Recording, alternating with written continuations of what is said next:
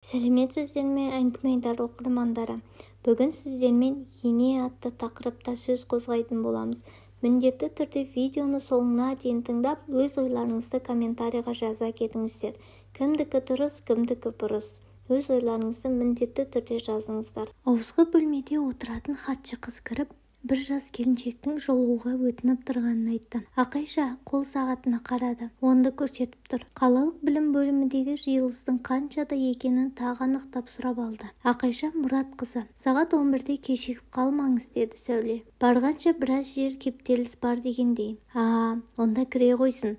Не шаруа екен, біле кетейін.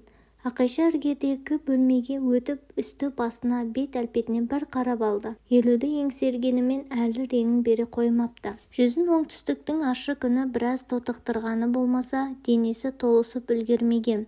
Көз таярлық мүсіні баяғысынша сол қалпы. Жарсыз, баласыз өткен 25 жылы еске түсіп, қабағы сәл шытынап қалды.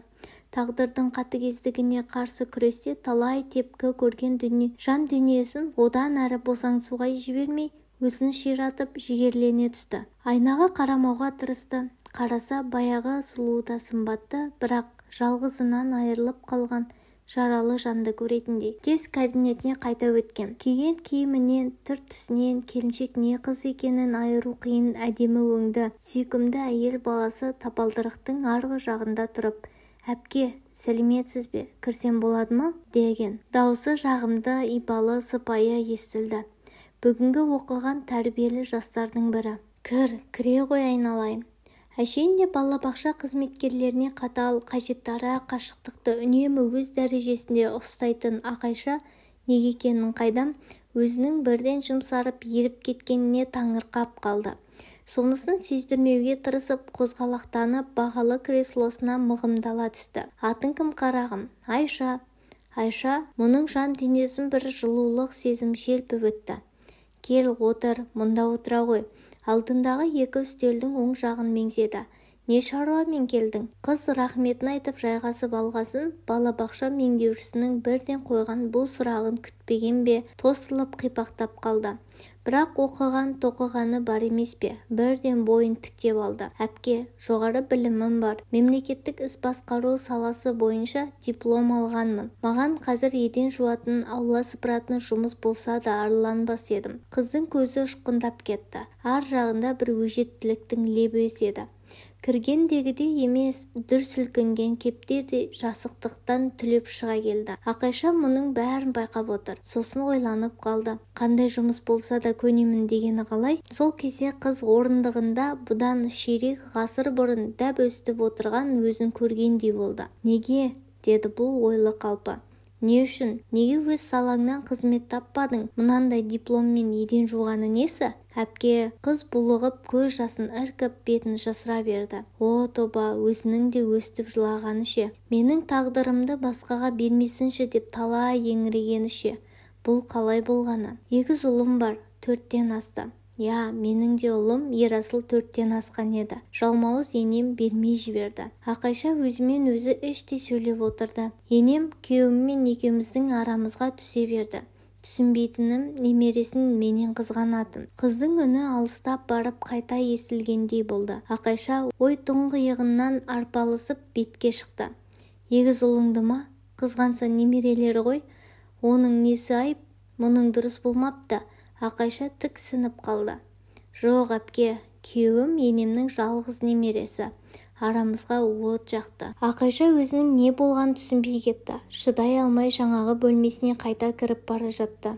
Көзіне тамшы мөлт етті. Өз тағдыры. Өз енесі де жалғыз ұлын бұдан қызғанып, жап-жақсы шаңырағын қиратып тынған. Кетіп бара жатып, балаларыңды алып қалды ма? Деген дауысы бұзылып, я деген жауапты еститінде қалтырап кетті. Жоқ, әпке, ұлдарым өзіммен бірге соттасып әрең.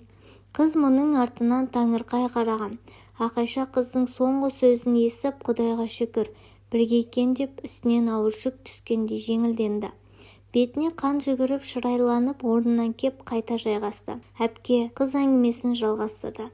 Келгенімізге 6 айдан асты. Өзіме лайықты жұмыс табылмады. Жасы келген әке-шешеме масыл болғым келмеді. Әрі балабақшаңыз жақын, жаяу келіп жаяу қайтамыз. Жол жүріп такси ұстап қиналмаймыз. Сосын жұрт осы балабақшаны мақтайды. Тәрбиесі, тамағы жақсы дейді. Тек сол үшін әпке айлық та алмас едім. Ұлдарымның ақысына жетсе болды. Қыз дауысы бәсеңсіп тағы мұңайып қалды.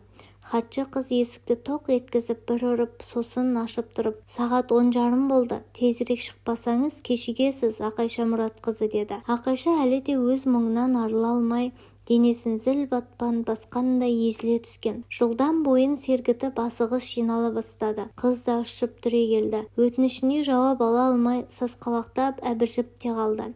Жәутеңдеп қарай берді. Құтты баяғы өзі. Құдай-ау, жүрегі қарс айырылып бара жатты. Қанша есікті тоздырып еді. Еркек кіндіктіден қайыр көрмеген, көкелер арамдық. Сұлулығын пұлдап алғысы келеді. Ақыры бір әйелден пана тапқан, анасындай қамқорлығын алып, осы дәрежеге жеткізген еді марқұм. Ақайша тамағына тіреліп қалған өксікті зорға тежеп, онысын сездірмеуге тырысып, кабинеттен жылдам шыға бара жатып, айналайын, ертең балаларыңмен құжаттарыңды ала кел, деді. Ақайша түнімен ұйқы көрмеді. Бүкіл өмірі таң атқанша көз алдына кино лентасындай 100 рет жүзіп өтті. Сүйген жарымен болған 5 жылға өмірі санасынан ешқашан кеткен емес. Дегенмен бүгінгі түн қайтадан бажайлап, сараптап шығуға мүмкіндік бергендей. Жанасыл момын еді, адуында анасының айтқанынан шыға алмады. Күйеуі ертеректе о дүниелік болып, барлық билік бір басына тиегесін бе, енесі жаңа түскен келінін ашса алақанында, жұмса жұдырығында ұстағысы келді. Қит етсе бұлардың жоқшылықта өскен әулет екенін бетіне басты. Құда-құдағи болып араласудан қалды. Зәуде бір өлім жетімге барса, қабағынан қар сыздап тікірейген қалпы кететінді шығарды. Ақыры не керек? Отырса опақ, тұрса сопақтың аяғы ажырасумен тынды. 4 жасар Ерасылын бермей, бұл бауыр еті баласын ала алмай шапқылаған. Жалғыздықтың үні шықпас, жаяудың шаңы шықпас дегендей, мұның артынан неше түрлі алып қашпа әңгіме елестіріп, соңында қара есекке теріс қаратып мінгізіп жіберген. Күйеуінің көп жыл үйленбей жүргенін естіген, кейін сымсыз телефондардан араққа салынып кеткенін біліп қан жылаған. Енесінің осынша қатыгездігіне ашынған, жалғыз баласының өміріне балта шапқан жауыз екенін мойынсұнған. Өзінің ұлы Ерасылдың ер жетіп үйленгенінен де хабардар. Бірақ енесінің төркін жағы Орал қаласына көшіп кеткелі хабар ошарсыз қалған еді. Содан бері міне 5 жыл өтіпті. Ақайша жұмысына күндегіден ерте келген. Әйтеуір бір күш осы жаққа сүйрелей берді. Бұл өз болмысын жақсы түсінеді. Сезімталдығы бар. Не жақсы, не жайсыз хабарды алдын ала сезетіндей жүрегі өркпеп кететін. Ағайындарым аман болсыншы деп тіледі. Мына ковид та елді есеңгіретіп жіберді. Талай айлардан кейінгі шектеуден соң балабақша жұмысын енді бастаған. 3 қабатты ғимаратты түгел қарап шықты. Бәрі күндегідей бір қалыпты. Жатын орын таза, асхана жұмысы да керемет. Ол жақта ойдағыдай. Күтуші тәрбиешілер міндеттерін мінсіз атқарып жүр. Анау айтқан кемшілік көзіне ілінбеді. Сосын аяңдап кабинетіне келген. Хатшы қыздың алдында кешегі қыз. Жоқ, келіншек. Қасында томпиған Егола. Үстері жұп жинақы, мұнтаздай. Ақайша оларға ойсыз кәдімгі елдің баласына қарағандай қараған. Жүрегі дір етті. 25 жыл бір елес көз алдынан жарқырап ұшып өткендей болды. Жүрегі қысылып, тынысы тарылып бара жатты. Әл-дірмәні құрып бесік жақтауына сүйене берді. Хатшы қыз құтыдан су ала жүгірді. Келіншек те жан ұшырай жетіп демей берді. Ақайша Мұратқызы, Ақайша Мұратқызы. Әпке, сізге не болды әпке? Ақайша тез есін жинап алды. Сүйретіліп креслоға кеп жайғасты. Алдында шынылы рәмкеге ұлы Ерасылдың суреті тұратын. Ол жоқ. Ары бері іздеді. Үстелдердің тартпаларының ақтары сыттырды. Сейфті қарап көрді. Көрші бөлмені де сүзіп шықты. Бұл кезде меншектей басып, келіншек 2 баласымен ішке аттады. Қолында бір буда құжат.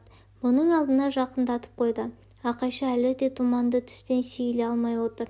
Басы шыңылдап, көзі қарауытып, ештеңе көрмейтіндей. Құжаттарды ашып қарағанымен санасына ештеңе кіріп, түйсігіне ештеңе жететін емес. Мәңгірген мең-зең. Орнынан тұрып тағы ұлының суретін іздеп кетті. Еш жерде жоқ. Егіз ұл қымсынатын емес, әр нәрсені бір ұстап, бір нәрселерді айтып, былдырлап, емін-еркін жүр.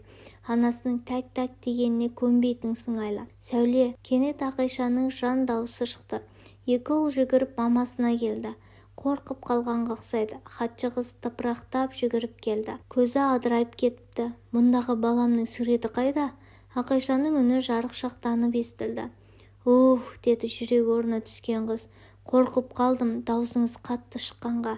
Ақайша Мұратқызы, ол менде.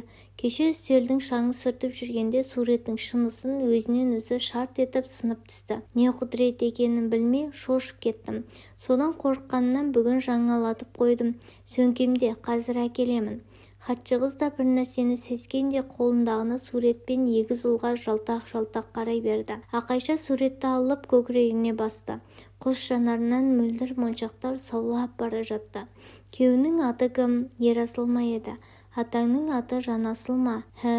Я, әпке, я. Келіншек орнынан атып тұрды. Құлыным, Ерасылым, құлындарым. Ақайша 6 ай іздеп ботасын әрең тапқан аруанадай аңырап дауысын шығарып жылап екі немересін бауырына баса берді.